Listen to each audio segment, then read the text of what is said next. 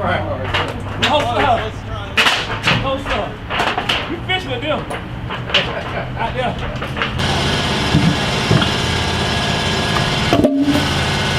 Well, folks, here we are finally after, let's see, we initiated this project in the fall of 2014, so it's been a little over 2 years.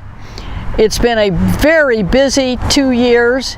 We really want to express our thanks to the people who made it possible. And the first was the retired Pine Castle firefighters. Beth Kassab wrote an article in the Sentinel about the fact that we were going to try to save this beautiful old country home. Bobby Casper, the leader of the retired Pine Castle firefighters, read her article and called us up. So we met with him at the Pine Castle Women's Club along with 3 other leaders of the retired firefighters. They vetted us thoroughly to make sure that we were a good, sound organization, and then they said, "We want to help you." And they gave us $25,000. Pete Clark, our Orange County Commissioner, had already said that he thought Orange County would help us, but their donation of $25,000 came later. But we owe those 2 groups the primary debt of gratitude for getting this project started. So tell us the significance of the Crawford House. Okay, the Crawford House is one of the most significant buildings left in Pine Castle. Most of the old buildings, especially the commercial buildings, were wood, and over the years they have been lost. There are a few of the old country homes still in existence, but this was one of the most significant.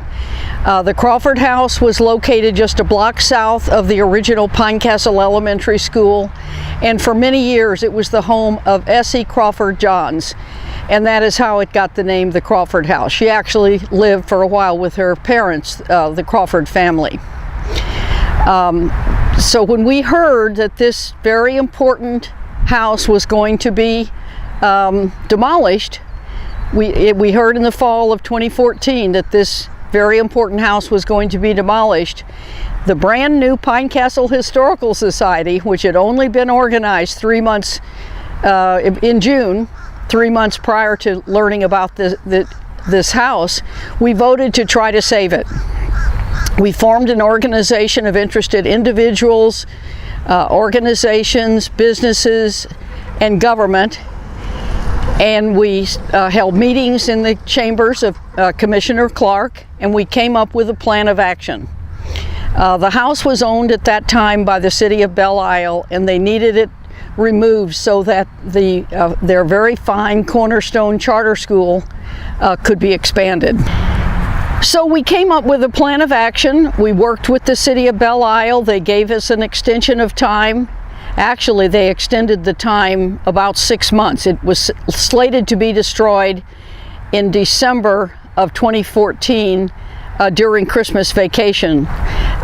They allowed us another 6 months to get our act together, raise the money, find a place to move it to. We located this beautiful lot right in the heart of Old Pine Castle. It's right across the street from the original Pine Castle Elementary School.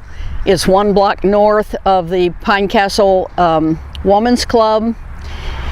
And it's between the 2 main north-south roads that go through Pine Castle, South Orange Avenue and Hansel Avenue. So when we found the lot, we asked the owner if they would donate it, and it was actually in a family trust, and they said no, they could not donate it. The price would be whatever it was on the tax roll, which at that time was about $162,000. So we've had so many miracles to make this project happen, and one of them was we found just right across the street is a building that has no name on the front, and no one knew who was in that building. Just by happenstance, I went online and was looking up foundations, and I saw a foundation that I had never seen before, the White Foundation. And I was shocked when I saw the address. It was on Waltham Avenue. in Pine Castle, and Waltham Avenue is the side street that the Pine Castle Women's Club is on. So I called them up. This lovely lady answered, Mrs. Ann White. I said, we're looking for some support so that we can purchase a lot just to the north of your building. She said, we know what you're doing and we want to help. So we met with Ann and Larry White at the Women's Club. We very quickly told them about our need, and they said, well, we want to help you. We will purchase the lot and we will lease it to you for $1 a year in perpetuity. So that is how we got this wonderful lot. The city of Belle Isle allowed us to have this 6-month extension, during which time we found the lot, we found someone to purchase it for us, and we found a mover, Modern Movers, who agreed to move it for us.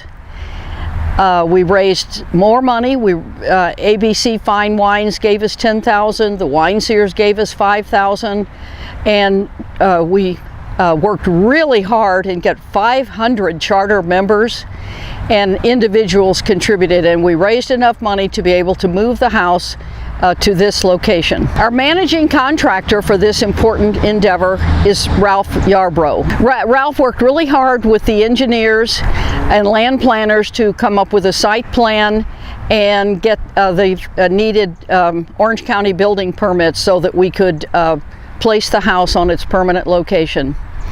And that just happened 2 days ago. So you can see this house was on its wheels for a year, during which time we did the planning and got the building permits, and just 2 days ago it was placed on its permanent foundation.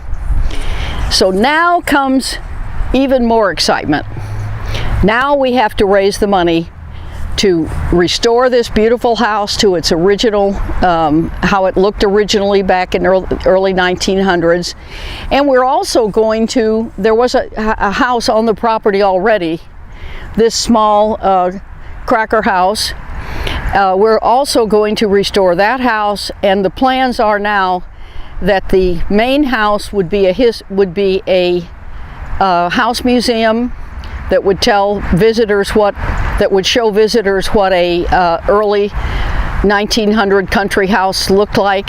And the smaller building, our plan now is that the smaller building would be used as an office and library.